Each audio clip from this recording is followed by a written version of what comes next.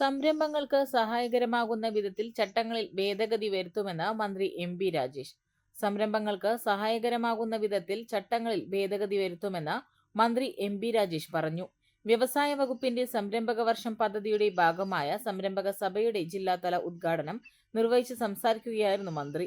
Thrithala block panchayat ഹാളിൽ വെച്ചായിരുന്നു പരിപാടി സംഘടിപ്പിച്ചത്. വ്യവസായ വകുപ്പിന്റെ നേതൃത്വത്തിൽ സംസ്ഥാനത്ത് വ്യവസായ സൗഹൃദ അന്തരീക്ഷം സൃഷ്ടിക്കുന്നതിൽ മികച്ച പ്രവർത്തനങ്ങളാണ് പദ്ധതിയുടെ ഭാഗമായി നടന്നുവരുന്നത്. സംരംഭക വർഷ പദ്ധതിയുടെ ഭാഗമായി 2022 ഏപ്രിൽ മുതൽ 2024 ഡിസംബർ വരെയുള്ള കാലയളവിൽ ജില്ലയിലെ ഓരോ തദ്ദേശ സ്ഥാപന പരിധിയിലും ശരാശരി 250-ൽ പരം സംരംഭങ്ങൾ ആണ് ആരംഭിച്ചത്. ചടങ്ങിൽ Thrithala block panchayat president advocate V P. Rejina അധ്യക്ഷയായി. പഞ്ചായത്ത് പ്രസിഡന്റുമാരായ P K. Jaya, V V. Balachandran, Sharafuddin Kalathil, K. Muhammad, ജില്ലാ പഞ്ചായത്ത് അംഗം വി.പി. ഷാനിബ, ടി.വി. മമ്മു എന്നിവർ സംസാരിച്ചു. സംസ്ഥാന സർക്കാരിന്റെ വ്യവസായ വാണിജ്യ വകുപ്പിന്റെ ആഭിമുഖ്യത്തിൽ സംഘടിപ്പിക്കുന്ന സംരംഭക സഭയുടെ ജില്ലാ തല ഉദ്ഘാടനം വളരെ സന്തോഷത്തോടെ നിർവഹിച്ചതായി ഞാൻ അറിയിക്കുകയാണ്. ഇതിന്റെ സംസ്ഥാനതല ഉദ്ഘാടനവും ഞാൻ തന്നെയാണ് നിർവഹിച്ചത് എന്ന് ഈ സന്ദർഭത്തിൽ ഓർമ്മിക്കുകയാണ്. അധികം ദിവസമായിട്ടില്ല. വീണ്ടും വിശദമായ പ്രസംഗത്തിന് ഞാൻ ഇവിടെ മുതിരുന്നില്ല.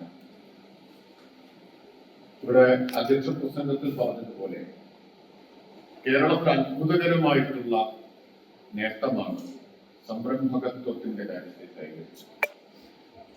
ഇവിടെ ഇരിക്കുന്നവരെല്ലാം സംരംഭകരാണ്. അതിൽ ഈ സംരംഭക വർഷത്തിന്റെ ഭാഗമായി പുതിയ സംരംഭങ്ങൾ ആരംഭിച്ചവരുണ്ടാവും, അതിന് മുമ്പുള്ള സംരംഭകരും ഉണ്ടാവും. അല്ലേ? രണ്ടും. ഇപ്പോ സംരംഭക വർഷത്തിന്റെ ഭാഗമായി സംരംഭങ്ങൾ ആരംഭിച്ച കൽപ്പന എനിക്കറിയാം. പലപ്പോഴും പല പരിപാടികൾ തലയിൽ തന്നെ ചെല്ലുമ്പോൾ ചെല്ലുമെന്ന് വിളിക്കും. എന്റെ സംരംഭമാണ്, ഞാൻ ആരംഭിച്ച പൊട്ടിക്കുന്നുണ്ട് എന്ന് കാണുന്നു. അങ്ങനെ പല സ്ഥാപനങ്ങളിലും പോയത് സന്തോഷകരമായിട്ടുള്ള അനുഭവമാണ്. വേറൊരു പ്രത്യേകത, ഈ സംരംഭകരിൽ ഭൂരിപക്ഷവും സ്ത്രീകളാണ് എന്നതാണ്. ശരിയാണ്, ഭൂരിപക്ഷം സ്ത്രീകളാണ്.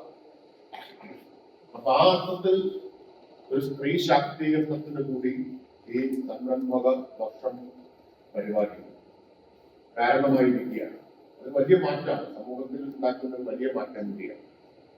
അടുക്കളയിൽ നിന്ന് അരങ്ങത്തേക്ക് എന്ന മുദ്രാവാക്യം ഉയർത്തിയ വ്യക്തി മേളത്തുള്ളവരാണ്. അതിപ്പോ യാഥാർത്ഥ്യമാവുകയാണ്. അടുക്കളയിൽ നിന്ന് സ്ത്രീകൾ അരങ്ങിലേക്ക് വരുന്നു. അടുക്കളയിൽ ചെയ്തിരുന്ന കാണാപ്പണിയുടെ സ്ഥാനത്ത് പ്രത്യേകിച്ച് പ്രതിഫലമൊന്നുമില്ലാത്ത, ഒരു നന്ദി വാക്ക് പോലും കിട്ടാത്ത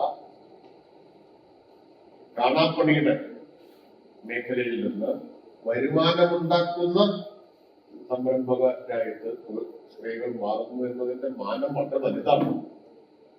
പക്ഷെ ഇന്ന് അത് തിരിച്ചറിയുന്നതിനേക്കാൾ ഇതിന്റെ പ്രാധാന്യത്തിൽ പിന്നീട് ചരിത്രം അതിനെ വിലയിരുത്തുമെന്നാണ് ഞാൻ വിചാരിക്കുന്നത്. സമൂഹത്തെ അടിമുടി മാറ്റുന്ന ഒന്നാണ്. അത് നടപ്പാക്കിയത് സംസ്ഥാന സർക്കാരിന്റെ 2 വകുപ്പുകൾ ചേർന്ന്. പെണ്ണു കൊതിക്കും പെണ്ണിനെ കൊതിപ്പിക്കുന്ന കനക കടകാഭരണങ്ങളുടെ കമനീയ ശേഖരവുമായി പട്ടാമ്പി പട്ടണത്തിന്റെ കനക കൊട്ടാരം Manukas gold and diamonds, Manukas tower railway ഓവർബ്രിഡ്ജിന് സമീപം, മെയിൻ റോഡ്, പട്ടാമ്പി.